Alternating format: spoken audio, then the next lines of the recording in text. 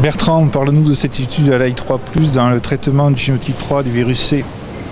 Génotype 3 qui continue à poser des problèmes aux hépatologues. C'est un génotype pour qui le risque de fibrose sévère, de cirrhose et le risque d'hépatocarcinome est supérieur aux autres.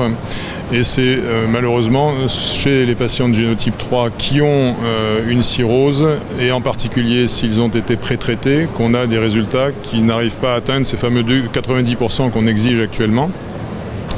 Les recommandations de la FEF actuellement proposent pour ces patients sofosbuvir plus daclatesvir pendant 24 semaines avec de la ribavirine. Donc le traitement qui est le plus long et avec de la ribavirine.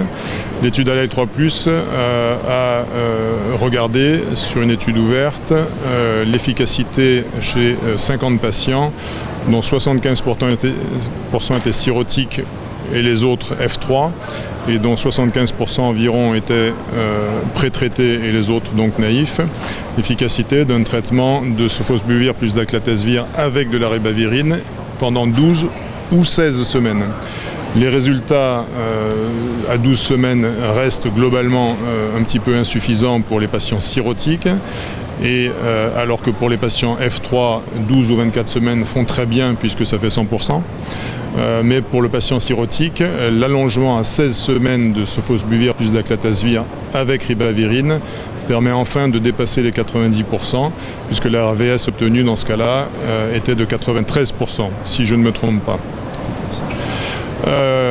Donc ça reste une option qui peut-être changera en matière de raccourcissement de traitement, mais qui nécessitera encore l'association de ces deux molécules avec de la ribavirine.